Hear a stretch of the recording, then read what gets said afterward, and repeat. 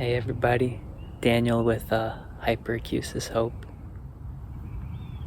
It really is beautiful out here.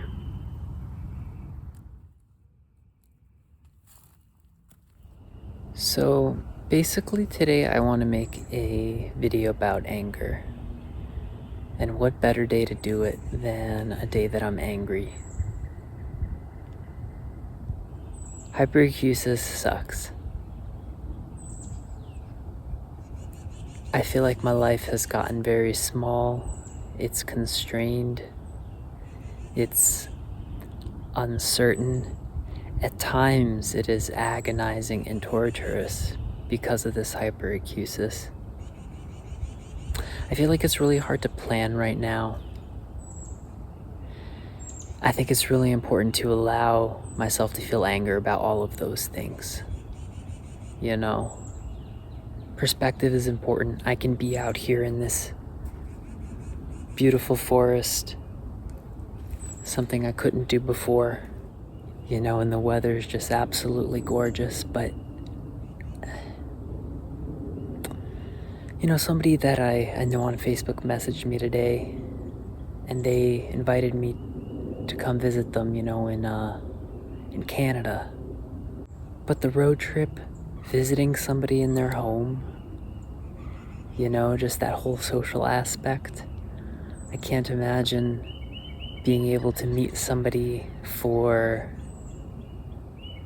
you know, lunch or anything. Even cooking at home is hard. The sounds, you know, if you have another person involved, you know, and the clanking, and it just feels like there's so many things that I want to do that I can't. And so all I want to say about this anger, because as usual I left myself very little battery, I'm doing my best to accept it. I want to be real about it because I think that it's really important to talk about our emotions and to cover all sides of this issue with hyperacusis. I'm doing my best to actually accept the anger, and not even accept it, but actually try to love it. Not love the hyperacusis, not love the pain, but love the anger. I don't know.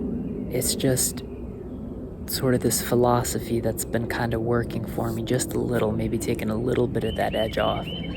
Because when I do that, if you're trying to fight the anger, it's like you're angry, but you don't want to be angry, so you're fighting the anger and you're at war with yourself. It's easier to just be angry. And loving it kind of signals that, like, yeah, I don't need to fight this, I can be angry. And I am angry. I know I'm not the only one.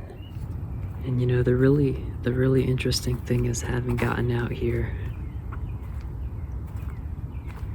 is making things a little better. It doesn't take the anger away. It certainly doesn't take the hyperacusis away. I've always wondered what that was.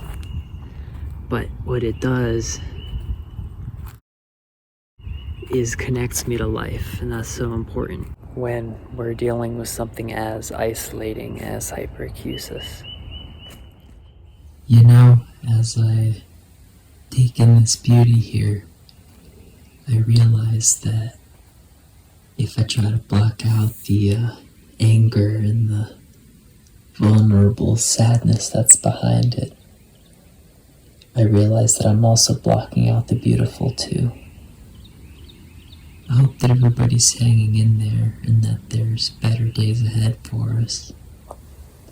I think the best we can do is keep our faith and remain hopeful and keep moving forward, one day at a time, step by step. I'm gonna unplug for a little bit, wishing everybody the best. Peace out.